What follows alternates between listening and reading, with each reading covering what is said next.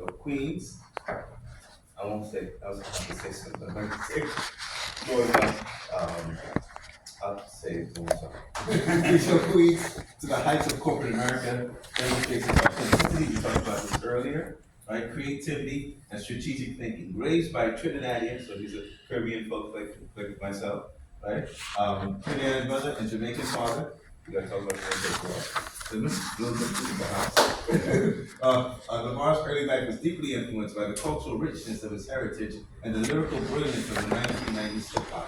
The music didn't just shape his taste, it shaped his mindset. A shrewd communicator and big thinker, Lamar draws from his love of hip hop, rap, and lyrical wordplay to craft a unique communication style that sets him apart in the professional world. His passion for music led him to study sound design at Savannah College of Art, scattered in Savannah, beautiful place. Still upon realizing his harsh realities in the music industry, which is very harsh, right? He pivoted into corporate America, bringing with him the street smarts, hustle, and creative instincts that continue to fuel his success. Lamar is the author of the book that you all have in your hand called The G Code, a hip hop connoisseur guide through corporate America. And this bold and entertaining guide translates hip hop skills into practical strategies for navigating business and life.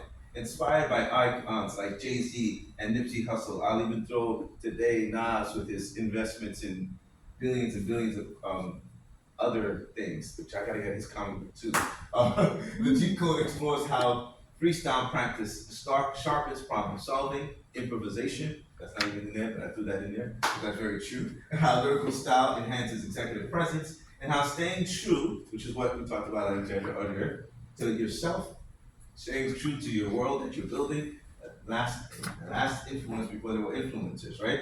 As an entrepreneur and mentor, Lamar believes that mentorship is the most potent vehicle for career growth. He teaches lessons from the G Code in person, often infusing his presentation with the energy and creativity of the music industry, including hosting a listening party for his book.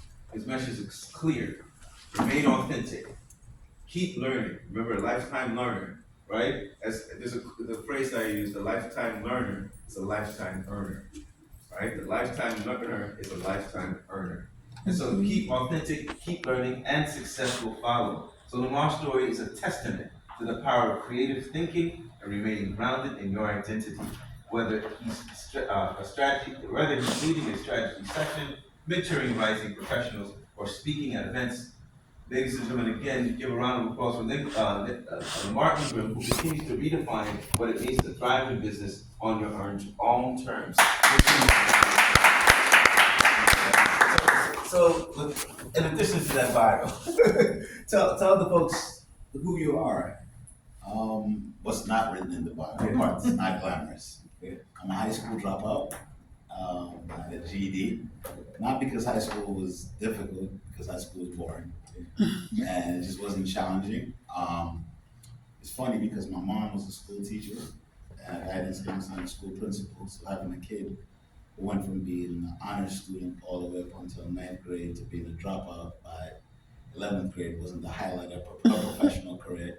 And when she tried to argue with me about it, my explanation was the purpose of high school is to get to college. And I got into college early, so there was no need to graduate from high school. That was my logic. But I realized very quickly that the only way to earn in this life is to learn. If you don't learn, your earning potential is drastically impacted. And learning does not necessarily mean high school diploma, college diploma, but it means applying yourself to acquiring the skills necessary to be successful. So I quickly turned my life around, went to SCAD, got there for a little while, wanted to be an architect because I thought that was the greatest thing you could be on earth, found out it didn't make money. So I went into sound design, video and film. Big hip hop fan, so I channeled that into a brief stint at MTV. And then from there, ended up in corporate America. Didn't intend to join corporate America. If you asked me 20 years ago, I'd tell you stay away from corporate America. But when I got there, I figured out how to use the skills I've earned in my life to put myself in a position to win, and it's worked out for me. And I thought I had an obligation to share with people with a similar background to mine, or